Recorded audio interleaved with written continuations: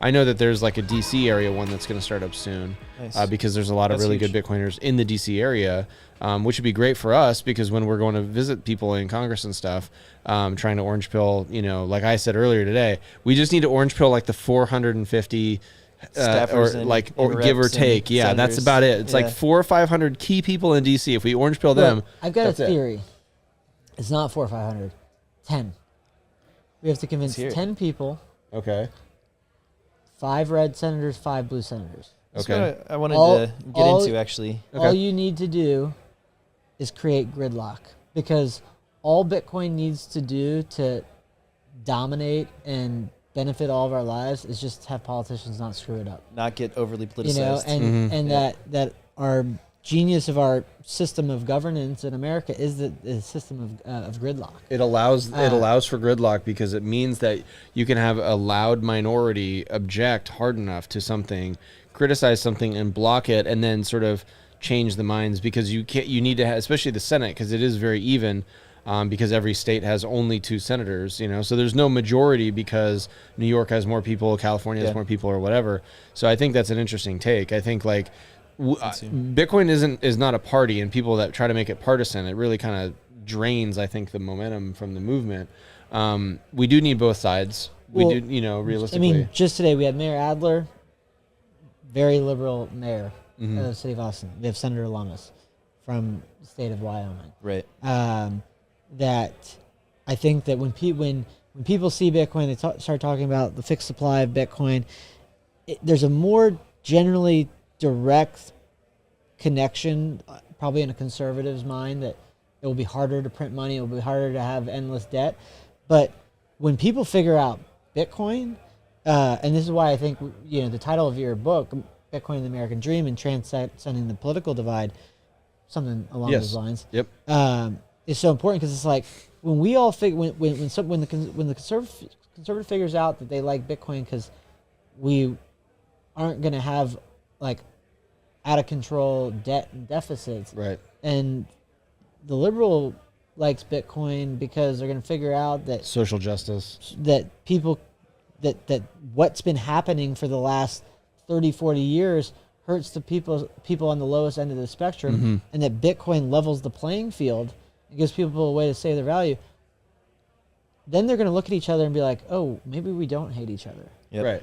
Maybe if we both like the same thing, we like one thing, each other. We can agree on liking this one thing first, right? I mean, that's happened to me many times on a personal level. Oh, yeah. Bitcoiners I've met who, I would have previously not even probably spoken to because if they, based on some tweets or something like that, because of hyper-partisan political issues out there. That's why I think it's so important for us to avoid hyper-partisan, partisan. What was the word? Politicizing, I guess. Yeah, partisanship. Yeah. Bitcoin, because it could actually delay or affect or diminish the way that Bitcoin is adopted. Of course, Bitcoin's inevitable. I completely agree with that. It's just a fact of monetary truth, right? And but math. if it's inevitable in 20 years, it's the way it's adopted. Yeah, right? Exactly. And if it takes 20 years instead of 12 years, instead of 6 years, instead of 50 years, these are all different outcomes because we're all going to be at different ages. So say it becomes a hyper-partisan issue.